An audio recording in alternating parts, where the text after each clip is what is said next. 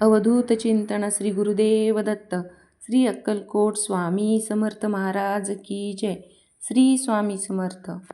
आपण जेव्हा नवीन स्वामींच्या भक्तिमार्गात येतो तेव्हा सुरुवातीला सर्व काही आकर्षक वाटतं.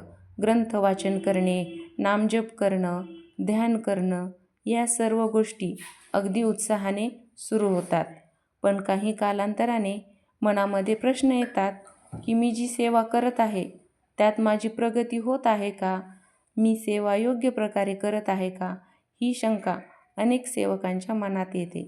कारण सेवा ही बाह्यकृती नसून आतून अनुभवण्याची प्रक्रिया असते. त्यामुळे त्याचे बाह्य चमत्कार बघण्यापेक्षा आपल्यामध्ये होणारे सूक्ष्म बदल ओळखणे हे महत्त्वाचे ठरते. तर आजच्या व्हिडिओमध्ये आपण हेच पाहणार आहोत की स्वामी सेवेमध्ये आपली प्रगती होत आहे का? याचे संकेत काय असतात? चला तर पाहूया. सेवा, उपासना हे एक सातत्याचे कार्य आहे.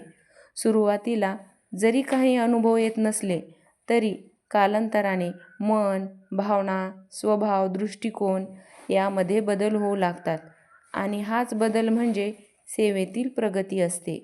सर्वात महत्त्वाचा संकेत म्हणजे मनाची स्थिरता वाढते आणि विचारांमध्ये स्पष्टता येते. दुसरा मुख्य संकेत म्हणजे आपली भक्ती अधिक दृढ होते. जेव्हा सेवा मनापासून केली जाते तेव्हा भक्ती अधिक दृढ होत जाते. आत्मनिरीक्षणाची सवय लागते आणि आपल्याकडून होणाऱ्या चुकांबद्दल जागरूकता वाढते.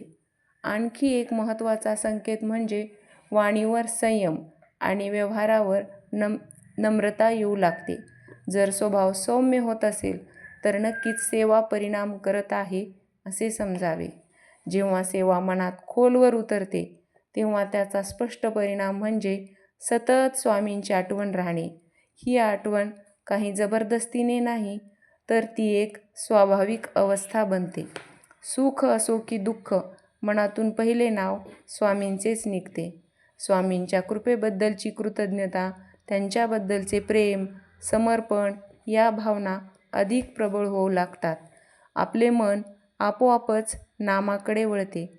आपला संयम वाढतो, सत्कर्मांची प्रेरणा मिळते, स्वतःची चूक स्वीकारण्याची ताकद मिळते. तर आजच्या व्हिडिओमध्ये आपण पाहिलं की स्वामी सेवेत प्रगती होत असल्याचे संकेत काय असतात.